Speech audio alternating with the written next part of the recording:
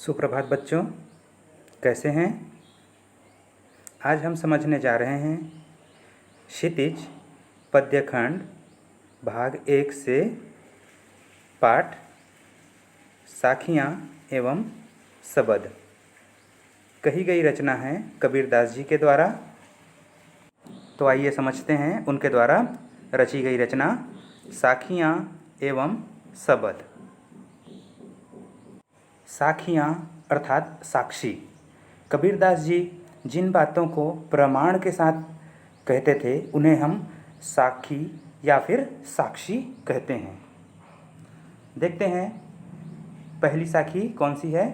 मानसरोवर सुभर जल हंसा के ली कराही, मुक्ता फल मुक्ता चुगय अब उड़ी अनत न जाही। बच्चों, इस साखी के माध्यम से कबीरदास जी स्पष्ट करना चाहते हैं कि यह संसार एक मानसरोवर रूपी तालाब की भांति है और उसमें मनुष्य रूपी हंस तरह तरह की क्रीड़ाएं करते हैं।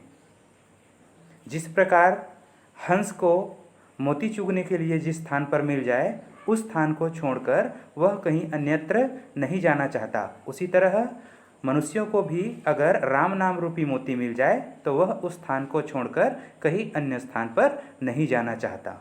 यह जो है इस साखी का अर्थ है। आइए देखते हैं अगली साखी। कबीरदास जी कहते हैं कि मुझे सच्चे प्रेमी की अर्थात ईश्वर भक्त की तलाश है, परंतु मुझे कोई सच्चे प्रेमी या फिर ईश्वर भक्त नहीं मिल पा रहा है। अगर मुझे सच्चा ईश्वर भक्त या प्रेमी मिल जाए तो मेरे मन की सारी विष अमृत में बदल जाए, अर्थात मेरा मन पवित्र हो जाए। अगली साखी है,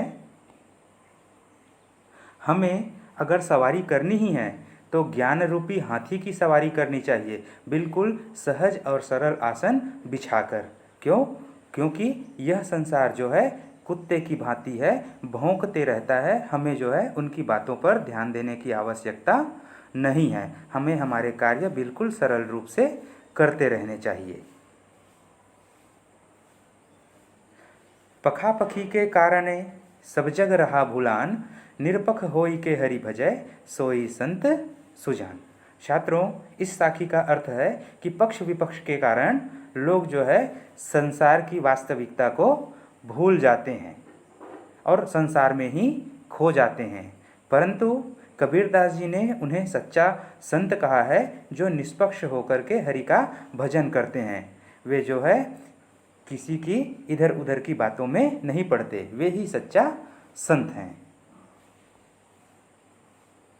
प्रस्तुत साखी में कबीरदास जी ने हिंदू और मुसलमान की उन कुरीतियों की ओर संकेत किया है जिसके माध्यम से वे सांप्रदायिकता में बट जाते हैं।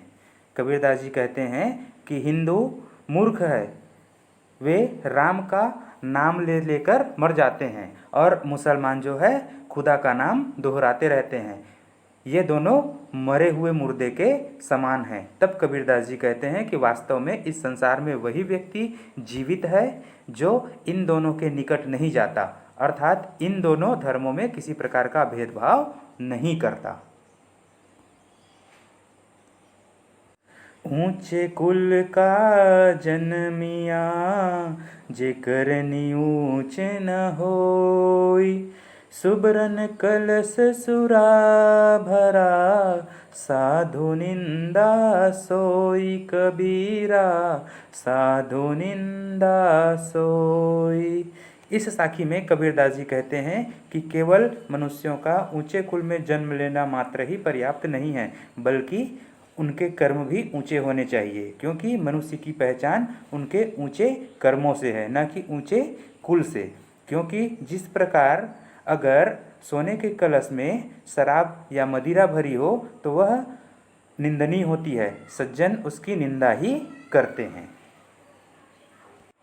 कबीरदास जी ने इस साखी में भी हिंदू और मुसलमान की धार्मिक सांप्रदायिक भावनाओं को ठेस पहुंचाया है और उन्होंने कहा है कि काबा फिरी काशी भया राम ही भया रहीम, मोट चून मैदा भया बैठ कबीरा जीम। अर्थात हिंदू लोग काशी नामक तीर्थ स्थान की यात्रा करते हैं और मुसलमान काबा की, परंतु वे नहीं जानते कि इन धर्मों में किसी भी प्रकार का कोई भेद नहीं है। जिस प्रकार बहुत सारे मोटे अनाज को एक साथ मिलाकर पीसने से मैदा बनता है, उसी प्रकार यह ईश्वर भी एक है। इनमें किसी भी प्रकार का कोई भेद नहीं है। अब देखते हैं शब्द। शब्द यानी पद, उचित वाक्य। जिन वाक्यों में कबीरदास जी ने भगवान, जो कि उनके नज़र में निराकार है, उनकी वास्तविक पहचान का ज्ञान उन्होंने हमें इस पद के माध्यम से दिया है। इस पद में कबीरदास जी कहते हैं कि ईश्वर मनुष्यों से कह रहे हैं कि हे मनुष्य, हे बंदे, तू मुझे कहाँ कहाँ ढूंढते फिरता है। मैं तो हमेशा तेरे पास में ही रहता हूँ। मैं किसी देवालय, मंदिर या मस्जिद में नहीं रहता हूँ। मैं काबा या फिर कैलाश नामक तीर्थ स्थानों में भी नहीं रहता हूँ। मैं किसी भी प्रकार के दिखावे या क्रियाकर्म में नहीं रहता हूँ। मैं मनुष्यों के द्वारा किए जाने वाले योग या वैराग्य, तपस्या आदि में भी नहीं रहता हूँ। अगर मुझे खोजोगे, ढूंढोगे तो मैं तुम्हें तुरंत ही मिल जाऊँगा।